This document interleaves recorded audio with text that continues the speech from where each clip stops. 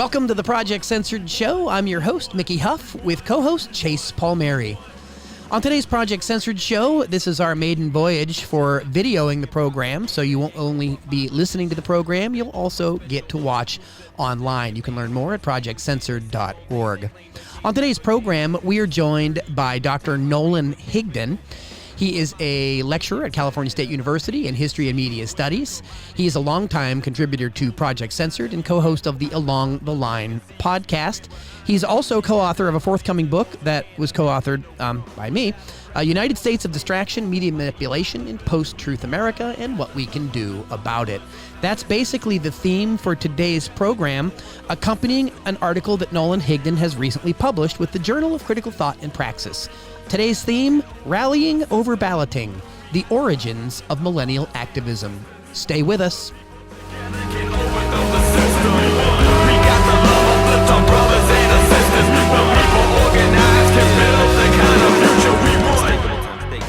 Welcome to the Project Censored Show. I'm your host, Mickey Huff, in studio with Chase Palmieri. On today's program, we welcome back Nolan Higdon. Of course, Nolan is no stranger to the Project Censored audience. Nolan Higdon also is co-host of the Along the Line podcast that is sponsored by Project Censored and the Media Freedom Foundation. You can learn more about that at projectcensored.org. And I'm sure that Nolan will also be talking to us about the many other things that he has afoot. Today, real quick, just want to give a proper introduction to Nolan. Dr. Nolan Higdon is a lecturer of History and Media Studies at California State University, East Bay. He sits on the boards of the Media Freedom Foundation, Action Coalition for Media Education, and Northwest Alliance for Alternative Media and Education. He's a co-founding member of the Global Critical Media Literacy Project at gcml.org and co-host, again, as I said, of the Along the Line podcast. Nolan Higdon also was a co-host for some time here at the Project Censored Show. Nolan Higdon, welcome back to the program. All right, it's great to hear from you guys. So, Nolan, in addition to what we're going to talk about today, one of your fantastic pieces of research, an article recently published in the Journal of Critical Thought and Praxis, Rallying Over Balloting, the Origins of Millennial Activism. And I know for a long time you focused on youth activities, education, critical media literacy. Your dissertation dealt with some of those related issues. And of course, you and I just finished not long ago this book, The United States of Distraction, Media Manipulation in Post-Truth America and What We Can Do About It, which will be out later in August on City Lights Books. And you've also finished a manuscript on fake news that's getting picked up by a publisher. So you've been really busy doing a lot of work, teaching, publishing.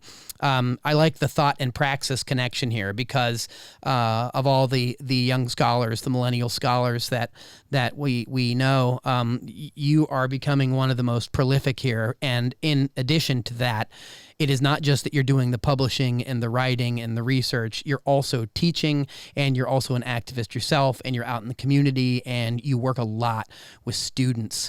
So this article that you recently published, Rallying Over Balloting, the Origins of Millennial Activism, can you lay this out for our audience? What exactly are you looking at here? Yeah, I became somewhat frustrated with people always asking why millennials were not civically engaged. But then when I spent my time with millennials, they were totally civically engaged. And so I wanted to kind of look at why were some millennials participating in activist movements and why were others not? So what was the origin of these millennial movements? Because around me, I mean, everywhere you go, you can see youth activism, whether it be against sort of gun violence in schools, combating climate change, Black Lives Matter, Occupy, the Me Too movement. Millennials are on the front lines of most of these movements. And so I wanted to see what were the origins. Why is it some millennials decide to participate and others do not? And I set up interviewed about 121 millennials and sort of create a scaffolding about who they are, what their experiences were, what kind of activism they had participated in. And then I tried to search what were the root causes of the activism and their participation. And so I found that there's really like 5 sort of things in a person's background, a millennial's background, that lead their activist participation.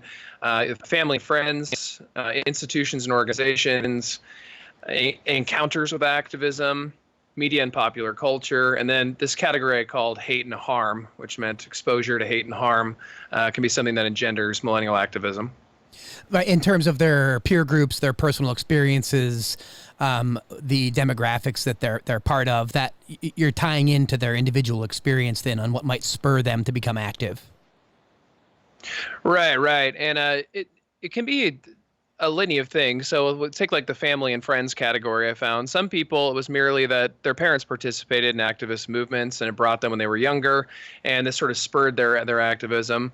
Others, they would get like projects in school. By the time they're maybe 15, 16 years old, they have some project where they have to interview a family member. And they interview a family member about their past. And the family member tells them that they participated in some activist movement, and it sort of turned on the students' interest in doing activism themselves. Friends as well, same thing. A friend wants to participate in activist movement, bring somebody along. That person then becomes very active as well. Mm-hmm. And I found that activism is very intoxicating to millennials. Any sort of exposure to it or knowledge of it, and they want to participate. It seems invigorating, and it's not a spectator sport, right? Right. So it's not something they're watching. It's something that they're actually part of. And I know you cover one of the themes that you cover. Chase Palmieri, you can jump in here anytime you'd like. Media and popular culture. So part of that invigoration is they are influenced by media. And of course, the work that we do at Project Censored and that you've done with us over the years at Project Censored, and especially news abuse and junk food news, we talk a lot about negative elements of news media, negative elements of what goes on. But in this study, you're talking about media and popular culture as kind of kickstarting people's interest in this kind of work. Yeah, this was one of the most fascinating, also one of the most controversial things I found. I think it's important to tell our audience, you don't want to be an absolutist about media. It's not the greatest thing and everything about it's wonderful, but everything about it's not horrible either. What I sort of found in my research was that especially social media and YouTube videos, those can be a gateway to get people active. So there's kind of this misconception that if we put a iPad in everyone's hand, they're all of a sudden going to be civically engaged. That's simply not true, and the evidence proves that. However, if while they're using these digital tools, they're able to see activism in real time or be exposed to activism in real time, it does spark their interest. That can be an initial step toward becoming active. It's not the end-all, be-all, but it can be. And I saw this with things like Occupy or the anti-war movement against the war in Iraq, that people said online they would watch these marches, they'd watch these protests, they'd watch Black Lives Matter marches, and it inspired their interest to go out on the streets themselves. So Nolan, have you had a sense that the millennials tend to lean into the activism for policies or issues that they don't see the older generations actually making progress on? Well, typically, yeah, the millennials are sort of retreading a lot of ground that was not taken care of in previous generations. I mean, we can think this month we're celebrating the 100 years of the federal recognition of women's right to vote, but we're still decades away from the ERA, right? The Equal Rights Amendment for women. So those battles are still being hashed out today. I think what's different is, at least the last 40 years, the American public became rather complacent. There were clearly activists and people doing fine work in the United States, but millennials seem to be a little more confrontational on the ground. They're kind of willing to get out there. Where you see this most, I think, is undocumented immigrants. The previous generation of undocumented immigrants tended to err on the side of caution, hide in the shadows, try not to get exposed, etc. But the youthful generation of millennials, they're willing to go out in the streets and do this head on. They're undocumented status. So millennials seem a lot more confrontational than I think we would have expected maybe 10 or 15 years ago from them.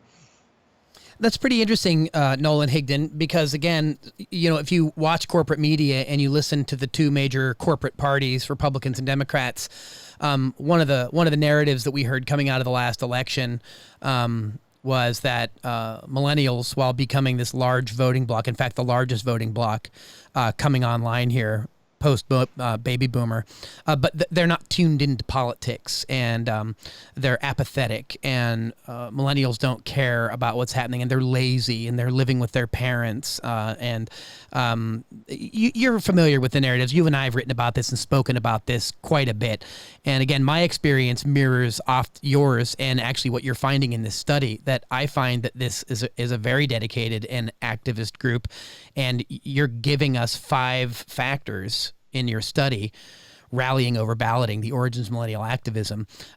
You're analyzing that with your study, with your sample size.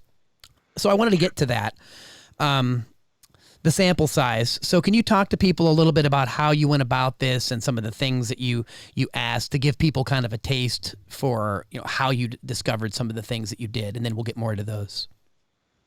Yeah. So I went to a couple of activist events. One was for education. Another one was for a march for climate justice.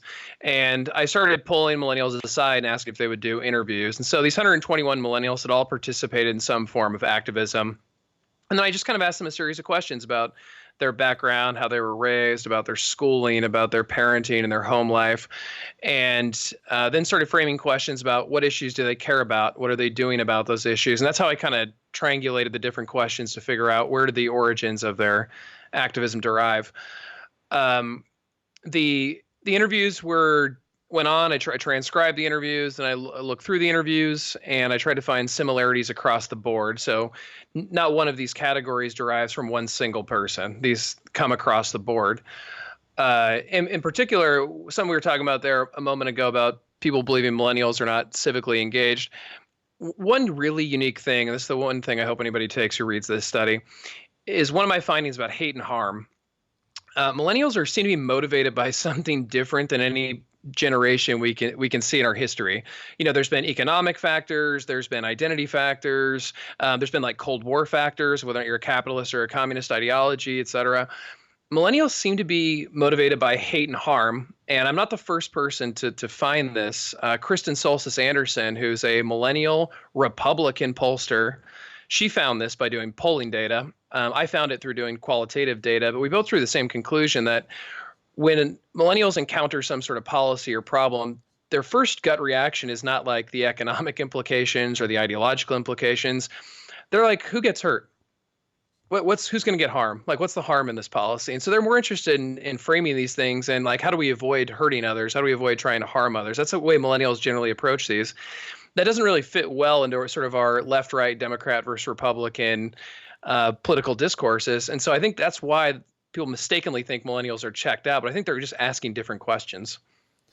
So Nolan, you're kind of saying that, or correct me if I'm wrong, but you're saying that the millennial generation is looking to see what the impact of the policy is, not necessarily the economic policy, but what group of people are being hurt or will continue to be hurt if the policies don't change?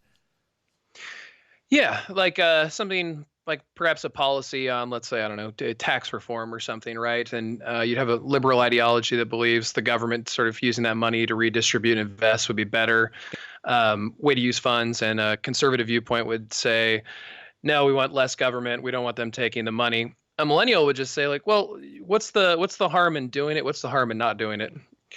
What's the benefit for who and how? And so that it's just a different question. It's not necessarily so ideologically connected to a particular policy. So it's a different metric, right, by which that motivates them, right, to seek out change. So they're asking different questions, is what you're saying. Yeah, and this is why Donald Trump is kind of a really interesting figure for this time and place, because Donald Trump has a long sort of like public history of causing hate and harm. At the same time, you have this huge group of millennials, which are now about to be the biggest part of the voting bloc in 2020. And it's almost like a head-on collision between these totally two different approaches to government and United States culture in 2020. It's interesting that harm reduction is involved here, because in your study here, you talk a lot about the Columbine high school shooting and then the recent March for Your Lives protests. I'm wondering if you can explain that or tie that in, or maybe even more so explain why we didn't see the generation of the Columbine students activate in the way that we're seeing them now? It's a good question. As far as the post-Columbine activism, I would say that these things do take time. I can remember being in high school myself during Columbine, and we didn't know what we were about to find out, which is this would become a common occurrence. Like if you polled most people, myself included, and asked me to name all the mass shootings in the last 20 years, I think I would probably fail. I don't think I could name them all. I don't think There's I been can do so this many. year. I mean, I can't even keep up this year, I'm sad to say. Yeah, so it's become so out of control at this point. I think that's why you're seeing this sort of fed up activism by the youth of like, how can you not deal with this previously? But the school shooting is a perfect example, your question on it, that, a sort of like a constitutional conservative point of view would try and argue that solving this problem by going after guns is an attack on the Second Amendment or something like that. And, maybe a more liberal perspective would say that it's best to handle these guns and get them out or whatever. But millennials' perspective, like, well, what's the harm in people having less access to guns or giving up guns? What's the potential benefit of not having them in the schools? So it's not as ideologically driven. It's questioning about kind of the hate and harm of the individuals involved. And it also gets back into your what you stated earlier about the millennials having firsthand experience with this harm, because as we see with the March for Your Lives students, it's literally the students that were at that school that then turn around and start this movement. Yeah, it was a pretty inspiring display, and for folks who have went to school pre-Columbine, I can remember in grad school we were in a grad meeting, and all of a sudden the fire alarm went off, and every student in the class like freaked out, and they were checking out the door, and they were wondering if it was a school shooting. That's what kids bring with them to school nowadays. That's their experience, and I think the older you get into your teens and your 20s, you just become more and more fed up. Nothing's being done about it. So to your question earlier about why hasn't been much after Columbine, I think the anger level is at an all-time high and frustration level with the lack of action in the face of gun violence. I'd like to remind listeners that you are tuned to the Project Censored Show. I'm your host, Mickey Huff, with my co-host, Chase Palmieri. We are speaking with Dr. Nolan Higdon. He's a lecturer of history and media studies at California State University East Bay, and he's also a longtime board member of the Media Freedom Foundation and has worked with us at Project Censored for a long time. He's also co-host of the Along the Line podcast, and we'll make sure we give out websites for that stuff later on, including a link to the article that we're now talking about. We're talking about an article that Nolan Higdon recently had published in the Journal of Critical Thought and Praxis. It's called Rallying Over Balloting, The Origins of Millennial Activism. We'll continue that conversation with Nolan Higdon after this brief musical break. Stay with us.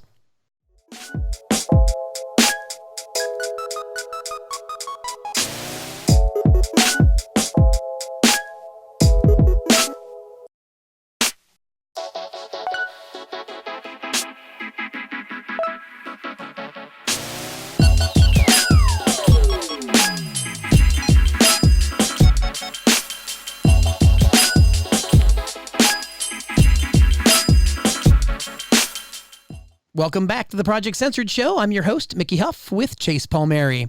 Special thanks to Dennis Murphy, our producer today. This is the first show that the Project Censored Show is now having video.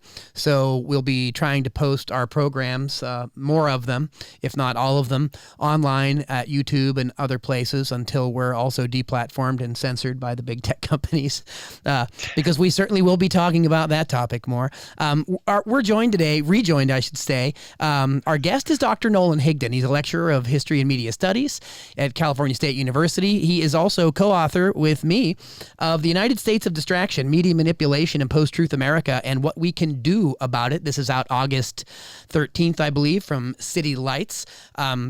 And actually, there's a lot of stuff in the book here that kind of dovetails with a little bit of the things that we're talking about today. We're speaking about Dr. Higdon's recent article, Rallying Over Balloting, The Origins of Millennial Activism. It's published in the Journal of Critical Thought and Praxis. So, Nolan, do you want to give out a link here? This may be a good time to give out a link to can you give a link to the article, perhaps? It's the Journal of Critical Thought and Praxis, and it's through Iowa State University. So if you go to Iowa State University and look up their Journal of Critical Thought and Praxis, that's the best way to access it. And I'll read it out here just because I'm looking right now at the site is I think it's lib.dr.iastate.edu, and you can go from there. But again, the article is Rallying Over Balloting, the Origins of Millennial Activism. So why don't we jump in there, Nolan Higdon? What do you mean by that title? What does that title mean to you in terms of how it encapsulates the study? Well, it's really where the study started. In 2016, people were expecting that as millennials were growing in size and they were participating more in the streets, that it would actually turn into them showing up to vote more. But we actually saw a reduction in millennial voting in a lot of districts. And this is kind of been the huge question. This remains the huge question going into 2020. What was it that turned millennials off in 2016? Because they were consistently growing voting for both of Barack Obama's presidential elections. But 2016 really turned them off. As most of our listeners know, these were the two least liked candidates in the history of polling data in an election. Yeah. So this sort of started with that is what is the origins of this activism and why does it not turn into voting? And sort of what I've concluded is that I think our political parties for sure, and I would even argue our media and school systems are not really responding to the things millennials are interested in. So I would reframe the question when people say, why are millennials not civically engaged? I would say kind of the way we define civic engagement doesn't include millennials. That's pretty interesting observation, and also then something that educators in particular might be paying attention to in terms of pedagogy, critical pedagogy, and of course social justice pedagogy. Given that you're talking about hate and harm as one of the five major motivators for millennial activism, we've certainly seen an uptick in social justice consciousness in this generation, and we are gradually, albeit maybe belatedly, but we're certainly seeing a rise in social justice pedagogy. Is that also something that you're seeing? Yeah, it's a big fight on campuses right now. You have definitely an undercurrent of social justice minded educators and students who are trying to carve out these spaces on campuses and schools to introduce, who's experiencing hate and harm and what are solutions for it. But that movement's buttressing up a very big corporatization movement that wants to turn our educational institutions into little schooling centers where they fill and drill them with information that can make them obedient workers. The schools are quite a little controversial site at this point. Yeah, indeed. And I know you worked at Diablo Valley College. You worked with me and several others on the social justice major that, again, it seemed like it took years to take off. But it is finally happening, and there is a social justice studies major. I know at Cal State East Bay, they're working on social justice issues in journalism. There is a concern, however, though, as social justice becomes sort of a curricular buzzword, kind of like we talked last time you were on the show. We talked about corporate co-option of the media literacy movement and the reluctance of people to call it critical media literacy because they have a different approach. Do you see that? Where do you kind of see your concerns maybe on that spectrum in this case with social justice pedagogy? Yeah, I think it's in some cases it's already being co-opted as a way to how can we sort of get people involved in the exploitative elements of capitalism, right? How can we get them in the job world to be equally exploited or take on more student loan debt?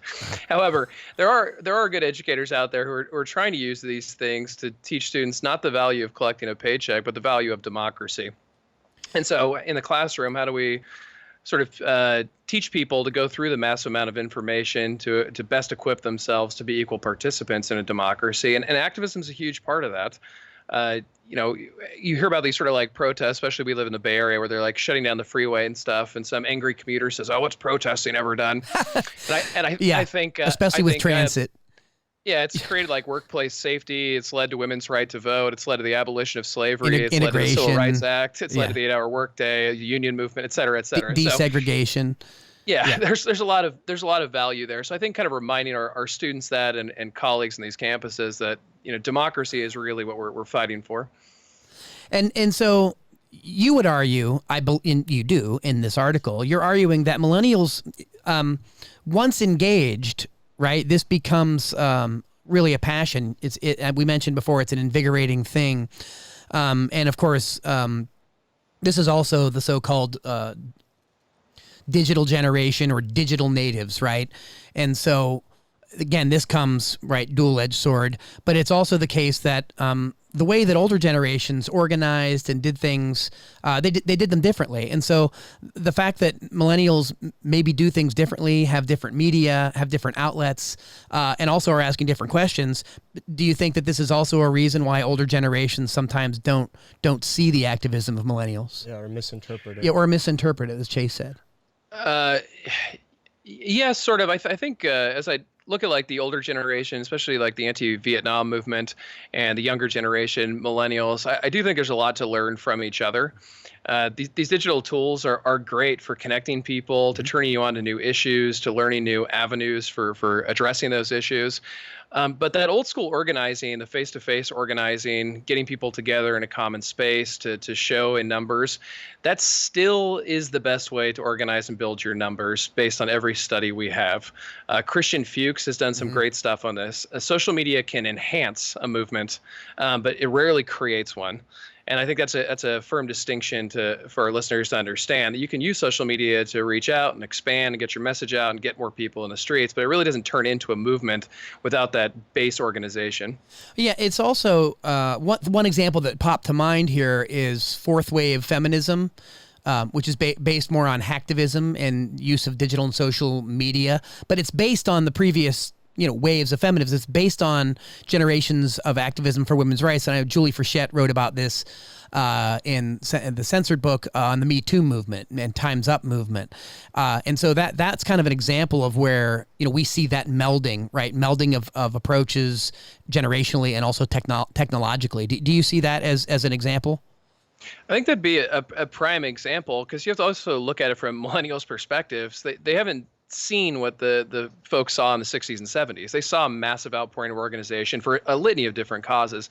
Millennials really didn't see that. And at the same time, they were being instructed by corporations that, well, you can, change the world if you just buy this tool and put it in your hand or set up this account.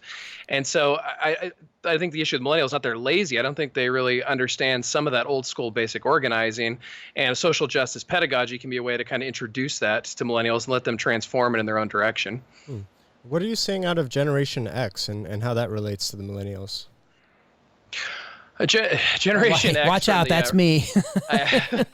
As a researcher, they're kind of seen as like an in-betweener. They're this like half and half generation. They're kind of the corporate co-opted portion that a lot of millennials are fighting against, but they also are some of the roots of resistance that millennials popularized. You think of like bands like Nirvana and things like that from Generation X. You think about a lot like Hollywood films at the time too, like movies like Reality Bites and their commentary on like corporate culture. So Generation X is kind of all over the place. They're tough to pin down, at least in my opinion.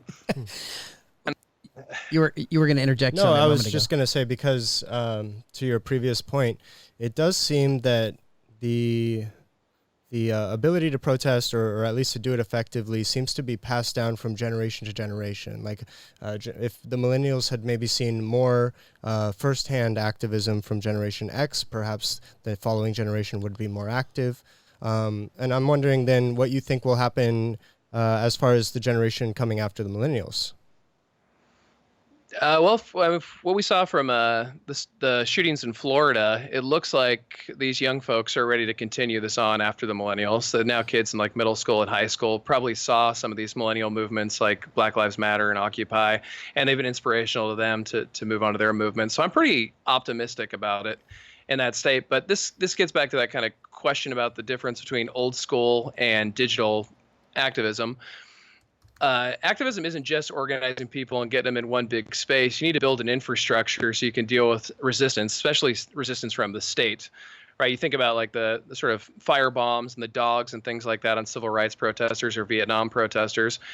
What Christian Fuchs and others have found, and not just in the United States, but around the world, that these digital organized protests tend to be pretty fragile because they don't have that infrastructure. And so that's, to me, the big question for millennials. How do you create a really strong infrastructure to deal with the increased state and corporate resistance to your organizing? as I'm not a spokesperson for Gen X. In fact, I think that was kind of the joke going around there all over the place. I don't think Gen X has a spokesperson. That's why we're an X variables. But it's interesting that you mentioned that, Nolan Higdon. And I remember when you and I were in Washington D.C. at the Breaking Through Power series of talks at Constitution Hall with Ralph Nader, and we were participating there. And again, this is absolutely nothing negative. This is not a criticism per se of Nader. But we noticed that there weren't a lot of younger people there, right? Right. And there were definitely people there.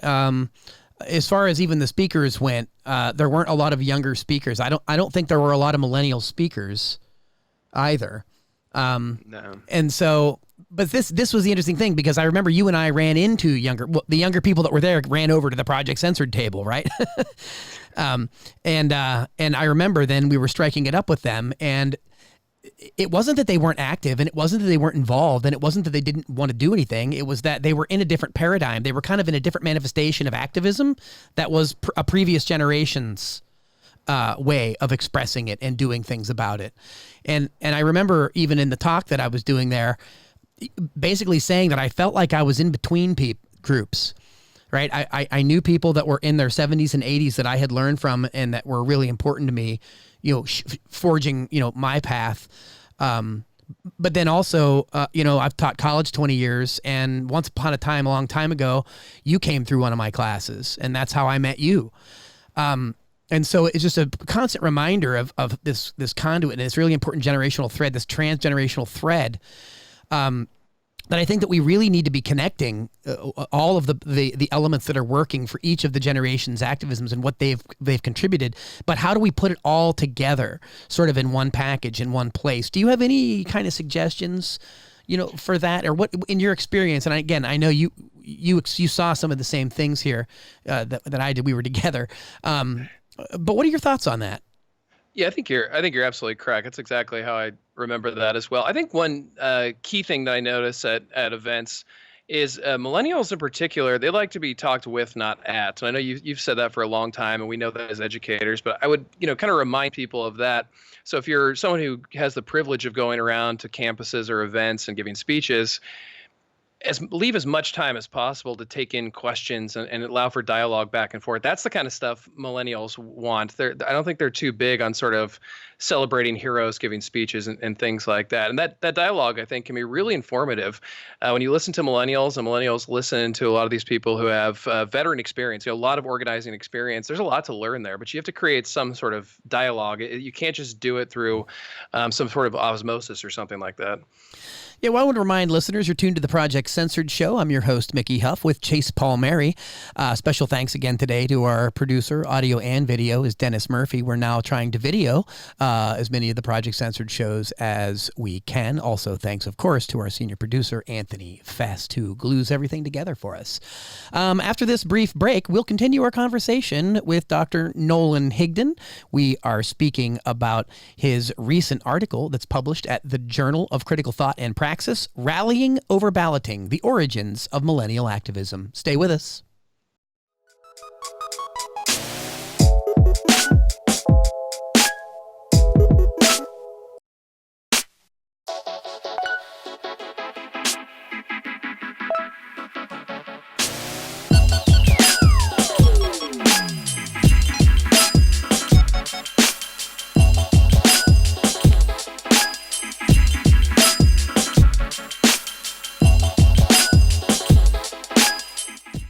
Welcome back to the Project Censored Show. I'm your host, Mickey Huff, with Chase Palmieri. On today's program, we are rejoined by Dr. Nolan Higdon. He's a lecturer at California State University, East Bay. Also teaches with us at Diablo Valley College in history and social science. We're speaking with him about a recent article he did, Rallying Over Balloting, the Origins of Millennial Activism. Nolan also has recently completed a manuscript on anatomy of fake news, and we're also working on a film with Abby Martin on that tip this summer. Also, Nolan and I had the pleasure of working with him on this. This book comes out in August. This book is called United States of Distraction, Media Manipulation in Post-Truth America, and What We Can Do About It. In fact, today, Nolan Higdon, we're talking about one of the things that not just we can do about it, but that a generation of people are doing about it. You mentioned in your article, Rallying Over Balloting, the Origins of Millennial Activism, you mentioned that the election or selection or electoral college placement of Trump as president, Donald Trump as president of the United States, who lost the popular vote. You mentioned that in your study as being something that maybe woke up, so to speak, some of the younger generation. Can you speak to that a little bit more? Yeah, I think this idea that elections have consequences, I think, really woke people up with Donald Trump's election. Just things you wouldn't think about. I mean, the idea of like ripping kids away from their parents at the border, for example, which was going on pre-Trump. It wasn't covered as much. Right. That seems like a horrible plot in like some crappy B movie, but people are waking up and it's a real thing happening. Or the closing of abortion centers, it's a real thing happening. And so I think it's sort of waking up people that there are serious consequences that come from elections. And so now millennials kind of need to negotiate this space. How do they kind of approach politics the way they have been approaching it while mitigating some of these things that we know they don't really like? So one of the things that I think is the least talked about in the political conversation, at least amongst corporate media today, is the idea that the millennials are the largest voting bloc going into the 2020 election.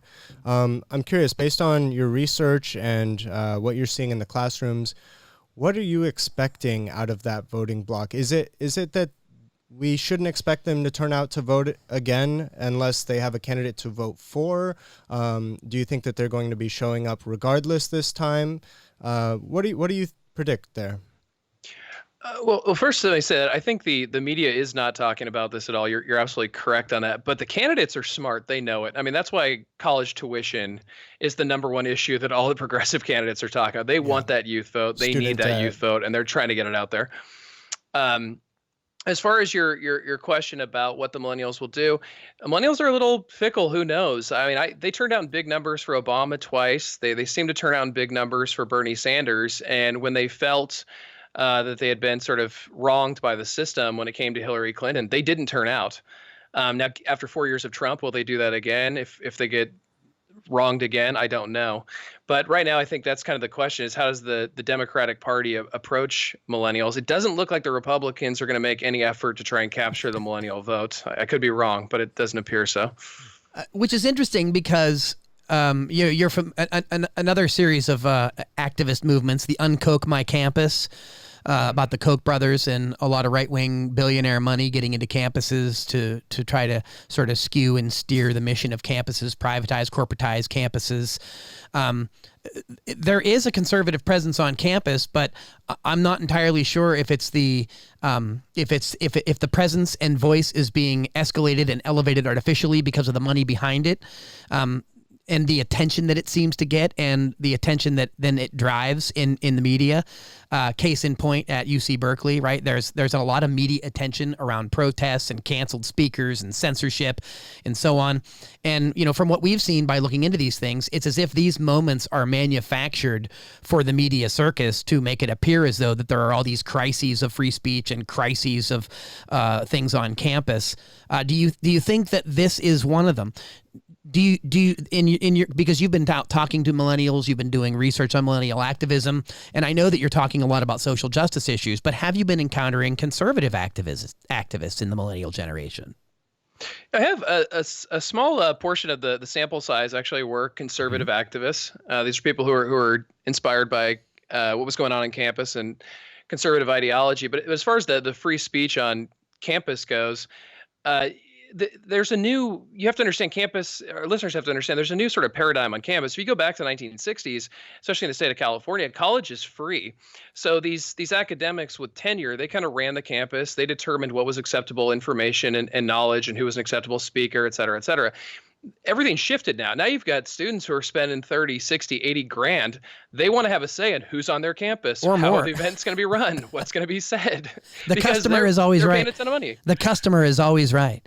Right. You've turned into a capitalist model. So it's odd to hear that these capitalists see young people sort of quote unquote voting with their dollar or wanting their dollar to go to the right place, and they attack them for doing this.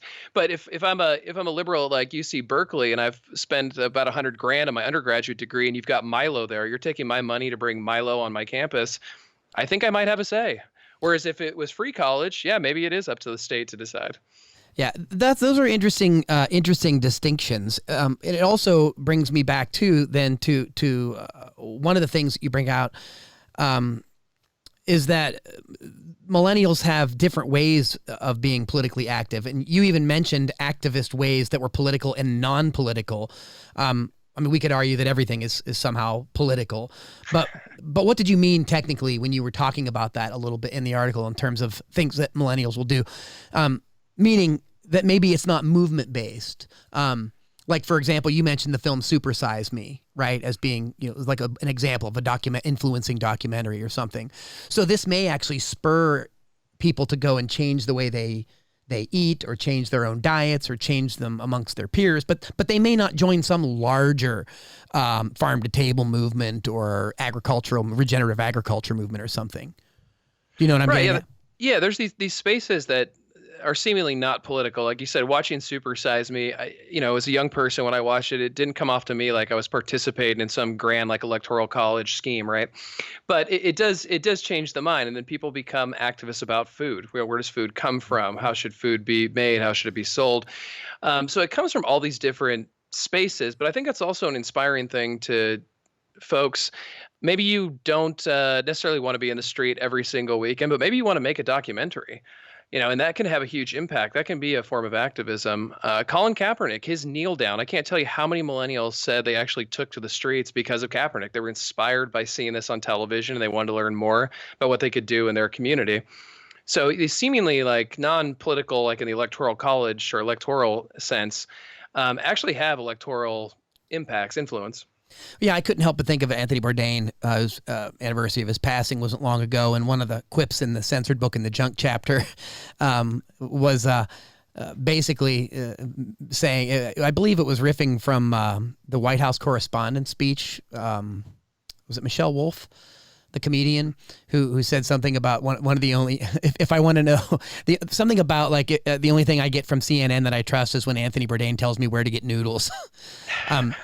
And again, he was always talking about how food is so political. But I think that's just a great example. And you even mentioned yourself how you saw that, at a younger age. I mean, even my kids, who are, they're the ones that are going to be looking to millennials, right? They're the ones going to be looking at the millennial generation. And I can tell you that that's definitely a place where that they've really been turned on. I mean, because my 12 and 7-year-old have already seen Where to Invade Next, Michael Moore. They've seen Super Size Me. They've seen other documentaries on food with Michael Pollan, and it just really, they're totally turned on by it. They're really activated by this, and so I think that that's also another thing. I'm really happy too that you were mentioning that and you were getting into that in the study, is because that's something that from the outside might be uncharted or that other people just don't see. Yeah, because it doesn't have to be sort of these quote unquote traditional ways, whatever that means, of activism. It can come from all these different sources. And if I could do a shameless plug, we wrote our book United States of Distraction together. I think it's a great sort of step-by-step guide of how the current situation came to being. And I think for millennials, it's really helpful because, I mean, I know this as well. I'm in my mid-30s, but I now lecture on sort of 9/11 in the Bush era or the Clinton impeachment trial, and most students don't know, weren't alive, don't remember. So kind of contextualizing the era in which they're growing up, how did this come to be? I think it helps explain what they're seeing around them, but also what they can do about it. Like, this didn't just happen overnight. There's a trend, there's a process here that took place. Let's understand that process so we can, one, never repeat it again, and two, hopefully solve some of the problems caused by it. Yeah, I want to point out one other interesting trend going on with millennials and what I would call digital activism, which is some of the memes that are going around the Andrew Yang campaign. Andrew Yang's campaign started out as a relatively unknown candidate, but his supporters are incredibly tech savvy and really understand the idea of a well-placed or well-crafted meme and how that can spread virally and almost make a candidate's cool factor and name recognition skyrocket. Have you been looking into what's going on with that campaign? Yeah, I've been looking at that campaign for sure. And I mean, political communication, especially through these quote unquote new tools, is having a massive impact. And I again, sorry to do the shameless plug again, but I think Mickey's book and I in United States of Distraction, we talk about how it's not so much that Trump used the media necessarily, the media used the people, right? And Trump knew how to make that work to his advantage. And this is the new playing field. Again, to go back in time, Barack Obama really mastered the art of using email, which sounds so antiquated for me to say that now, right? But Trump has really mastered social media. And so I think you're going to see Yang and others start to carve out their own space here for how they can sell their campaign. He's definitely finding success, though, through social media. And that goes back to what we were talking about with millennials being the biggest part of the voting bloc. You're going to have to figure out a way to get your message out through the digital sphere if you're planning on being a contender in this election and probably the ones to come. Yeah, not only digitally, but Yang has also created his own version of the candidate hat, which says math, which stands for Make America Think Harder. But he definitely seems to be taking what he can from the Trump campaign's messaging success and reapplying it. And it's just very interesting to see how quickly a candidate in today's digital world can go from unknown to really competing on a big stage. And now he and many other candidates like that are going to be in the debates. Yeah, this I agree. And this goes back to where we started in this interview, that let's remind ourselves it's a double-edged sword. I mean, you could use it for good, right? You could use it to get your message out and captivate people and get a massive movement going on. But you could also use it for bad. And I think Trump sort of demonstrated that you could pull out the worst parts of our society and create the worst division and then capitalize upon it for your own political gain. Or perhaps the opposite again. Maybe you could bring people together, get people in the street, organize, etc. So it's a double-edged sword. I wouldn't be an absolutist about it. Yeah, I think it's important to point out those nuances. And again, we do pull out some of that and discuss that in the United States of Distraction. And of course, listeners can check out City Lights books for that online. It doesn't come out till August. But this article that we're talking about by Dr. Nolan Higdon is Rallying Over Balloting, the Origins of Millennial Activism. It's published by the Journal of Critical Thought and Praxis at Iowa State University Digital Press and School of Education. We're going to conclude our conversation with Nolan Higdon after this brief musical break. Stay with us.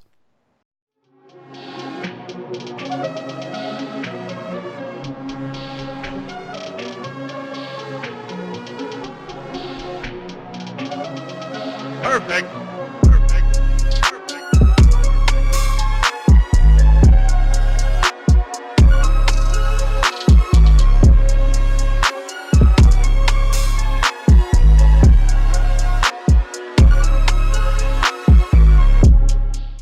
Welcome back to the Project Censored Show. I'm your host, Mickey Huff, with Chase Palmieri.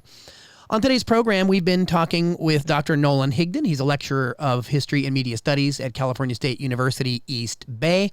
He has multiple professional affiliations, including on the board of Media Freedom Foundation that oversees Project Censored. Nolan Higdon is a longtime contributor to Project Censored. He's also on the board at the Action Coalition for Media Education, smartmediaeducation.net, and the Northwest Alliance for Alternative Media and Education. He's a co-founding member of the Global Critical Media Literacy Project, and he is co-host of the Along the Line podcast. And you can learn more about that at projectcensored.org/ATL for Along the Line. And Nolan is joined on the Along the Line podcast. That's new this year by Nicholas Bayham III, who teaches ethnic studies at Cal State East Bay. And you're also, your creative director at ATL is Jorge Ayala. And your engineer is Janice Domingo. Of course, Adam Armstrong does a lot of the web work for us, but I wanted to make sure listeners knew where to find more of Nolan Higdon's work. Of course, you can go and find the article we're talking about today. It's titled Rallying Over Balloting. So that's the article that we're discussing. It's published in the Journal of Critical Thought and Praxis. And Nolan, you all have now 31 episodes of the podcast, and to segue from the topics in your study, can you tell our listeners and now viewers, what are the things that you're covering on the podcast? I'm obviously setting you up this way because there's great overlap. Yeah, absolutely. The podcast comes from the tradition of Project Censored, which is to get students involved and have faculty work with students to create things that benefit the public. And so along the line is a production of myself and Dr. Nicholas Bayham, who's a professor of ethnic studies at East Bay, and we work with students to produce content. And we try and distill these sort of complex stories into half-hour shows that come out every Friday afternoon. So we cover everything. We're profiling all the 2020 candidates. We have a show coming out about Julian Assange in 2 weeks. We just covered all of the false stories about Russiagate that were in the corporate media. This Friday, we have a show coming out about all the different Facebook scandals. We go through them one by one. And, Nick and I, we do some analysis ourselves, but for the most part, we try and do is present what information is out there for the public so they're able to decide. We also think they're great for the classroom. Educators, we encourage it to use these shows in the classroom. They're a great primer for discussion, and it kind of sets some boundaries on what is and is not known about certain subjects. So, Nolan, earlier in the program, you mentioned how Colin Kaepernick's kneeling protests really did ignite a lot of activism in the millennial generation. We then saw maybe a couple months after Nike ran a really big ad around Colin Kaepernick and that kind of social justice message. I personally think this is kind of a mixed bag when corporations try to lean into a social justice position. I'm wondering if you could speak to that, because in some sense it would be great if all of the giant, wealthy, resource-rich corporations were perfectly in line with the people. But at the same time, we know that this can also be co-opted for more nefarious capitalistic purposes. So I'm wondering if you could speak to that a bit. Yeah, just as a reminder to our listeners, when you were telling that story, I was thinking of when Nike used to be able to do your own custom shoes. Remember someone wanted to write sweatshop on it? No, they wanted to put the name of the 12-year-old Vietnamese girl on the shoe, and Nike said no. That's what it was. That's right. So, I would agree, Chase. I think it's a corporate co-optation of the movement. The one silver lining, I would say, though, if you have a corporation feel like they have to co-opt a movement, that probably means your movement is showing some real promise. It's showing some pressure. It's showing some numbers. That doesn't mean Nike is a true ally. But think about the Pepsi commercial a couple years ago that tried to tap into Black Lives Matter. Right. The very fact that they thought Black Lives Matter would resonate with consumers illustrates that Black Lives Matter was making a real impact. So I agree with you that it's severely problematic, and it's probably going to join or direct people in the wrong direction. But you can also look beneath the surface and show that there is true impact being made with these movements. Right. And anecdotally, I've found that millennials, or just the public in general, looks towards athletes and their protests more than they look at, say, actors or Hollywood, when I think it used to be a little bit more reversed. So have you seen that these kind of athletes with these large platforms, the LeBron James of the world, the Colin Kaepernicks, they really seem to not only have the right and the space and the platforms to speak to these issues, but it seems to be compelling to their fans as well. Yeah, Dr. Nicholas Bayham, again, who I host along the line with, he does a lot of work on this, and he argues that sports have always been one of the limited spaces where poor people in general, but poor people of color specifically, have been able to get a large platform. And so throughout history, they've used that platform. Some folks have used that platform to spread political messages, to spread a perspective. And yeah, I think you see that happening today, and social media has brought a lot of these figures even closer to the public. Nolan, before we let you go, because I know you have a lot going on there, thanks so much for taking time to rejoin us. And again, we're happy to be able to feature you today and feature your new article, Rallying Over Balloting, The Origins of Millennial Activism. It's published by the Journal of Critical Thought and Praxis at Iowa State University Digital Press and School of Education. You can learn more, too, about the podcast, the Along the Line podcast at projectcensored.org. In the top bar, it's the ATL podcast. You can click on there. And of course, Nolan, people can follow you on Twitter. Is that right? Yeah, I'm at Nolan_Higdon. NOLAN_HIGDON. So Nolan, before we let you go, you list some things, of course, at the end of the article. And you all were mentioning math a minute ago. Make America, was it Think Harder? Think Harder. Yeah. Interestingly enough, the last chapter of the United States of Distraction is called Make America Think Again. right? And so that's definitely one of the themes that's going on here. And so what are some of the recommendations that you have at the end of your study, Nolan? Well, I think that there needs to be a little more research on kind of what activism is being taught and how effective it is. Oh, and but by the way, I'm sorry, I just wanted to interrupt very quickly because at the beginning of the article, you point out how your scholarly contribution is one of a few. That this is something that's newer in terms of the research, and so you're actually contributing to it on the ground level. Is that right? Absolutely. And I would like to see educators offer more civics education. We've lost civics in our schools, so teach people how a democracy works, how voting works, how the Electoral College doesn't work, and how people the purpose of activism and organizing, things like that. And I also believe that educators should bring in examples of hate and harm in society into their classroom. I think one mistake a lot of educators make is we propose solutions in the classroom before we've really taught students what the problems are. And some millennials may not know. I mean, especially millennials of privilege may not be aware of things that are going on in some communities. So bringing that kind of stuff in the classroom. And then I think also using the classroom space as a way to discuss some of the different activism and guest speakers going on in society. Try and bring some of these folks in, whether it be digitally or physically, bring them into the classroom and kind of have discussions where you break down what these folks are doing. And then, work with administrators on campuses to make sure that this isn't just like a 1-month program or something like that, that it's built into the curriculum and that students get access to it. And Nolan Higdon. So those are, go ahead. I'm sorry, go ahead. And I'd say lastly, educators should introduce and allow students to work with popular culture and media in the classroom. Don't make it everything in the classroom, but don't also make it something that's ignored in the classroom. Bring in, what are they watching? What are they listening to? What messages are in those things and how is it influencing their decisions? So I think those are really critical discussions to have with students. Well, yeah, it's also a way of both meeting them where they are on one level, and we're also learning from each other and us from them. But then it also is a useful tool for educators in terms of like, okay, now how can I refashion this theory in a way that they're going to and use their examples, right? So it's a way of sort of maybe reaching different audiences. I know I certainly do that in a lot of my classes. I know you've done it in yours for a long time. So it's important to know that we've been critical too. In fact, in United States of Distraction, you and I are not just critical of media, but of education.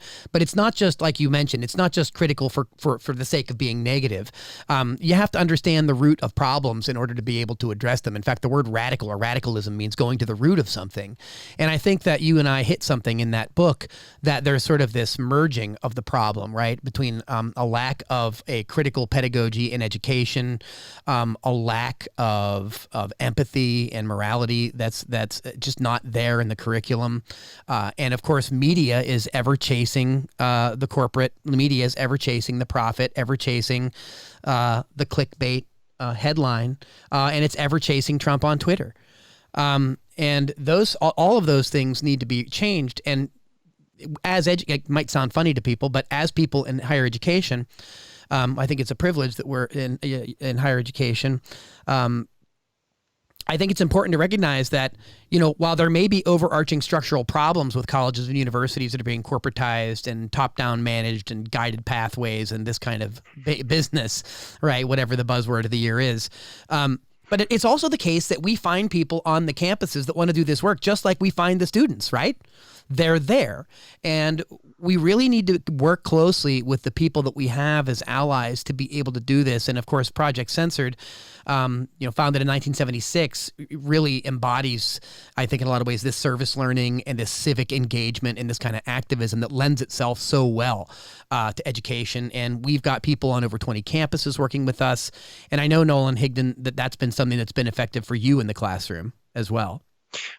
Yeah, that long tradition of Project Censored I bring to my classroom, and I know a bunch of other educators who do as well, that not only have students identify and understand a problem, but also identify organizations that are working on that problem. And before they leave your classroom, make them propose a solution to that problem. Solutions thinking is the way to go. You don't want them leaving your classroom sort of depressed about the state of the world. You want them leaving the classroom being like, I can do this. I can overcome this. I can solve this. It's going to take this many people, this much time, this much effort. But really focusing on solutions, I think, is critical. I know we do that in United States of Distraction and all the great students and faculty through Project Censored have done it for years, as well as the community members who have supported us. So I think solutions is a key part to any classroom. And also, another place we do this is these conferences, and I know we're putting on another conference with the Union for Democratic Communications at California State East Bay, and you're one of the key point people there, having worked with UDC in the past, and of course with us at the project, and being faculty there, and a new media center that's being put together there with you and Grant Keene and Mary Carderas. So there is a conference, and the students are actually part of the conference. They're not part as spectators, as you were mentioning earlier. They're actually learning how to organize. They're part of the conference. They're part of presentations and conversations and dialogue. So if you're listening and you're interested in this, November 1, 2, and 3 will be at the University of California State University East Bay. That's in Hayward, California, just south of Oakland, California. So if you want to learn more about that, it's this fall. You can go to projectcensored.org, and of course, we'll all be there. The project, UDC, Nolan and I will be doing a panel too on our book, United States of Distraction, Media Manipulation and Post-Truth America, and what we can do about it. And Nolan Higdon, that'll be your first book formally, and you have another one in tow on the sort of history and anatomy of fake news. So definitely going to be a busy year for us, Nolan Higdon. I want to thank you for all that you do. Anything you'd like to share, parting words with our audience? I just want to thank Mickey, Chase, the whole staff there, and our listeners. Thank you so much for supporting Project Censored Radio. It's badly needed. It's great to see that it's staying alive. Well, Nolan Higdon, thanks so much for everything that you do, too, in support of this and critical media literacy education for social justice. Your recent article, Rallying Over Balloting, The Origins of Millennial Activism, online at the Journal of Critical Thought and Praxis at Iowa State University Digital Press and School of Education. Also, tune in to the Along the Line podcast. You can learn more at projectcensored.org. Nolan, thanks so much for joining us today. Thank you. Created by the criminal minds, political ties, habitualized alibis, disguised under the guise of democracy, politics, and the apocalypse. Got the skies looking ominous. So the ocean burned bright with waves. You've been listening to the Project Censored Show, established in 2010 by Mickey Huff and Peter Phillips. Mickey Huff is executive producer and host of the program with myself, Chase Palmieri. Anthony Fest is our senior producer, and Dennis Murphy is our associate producer in the studio with us today. The Project Censored Show airs on over 50 stations around the United States from Maui to New York. To learn more about our work or to find any of our previous archived programs, please go to projectcensored.org. Please follow and like us on Facebook, Twitter, and Instagram, and be sure to subscribe to the official Project Censored Show on your cell phone's podcast app. Feel free to share your feedback with us. And last but not least, thanks to all of you, our listeners and now viewers, for tuning in. Up next, Terra Verde. The people organized can build the kind of future we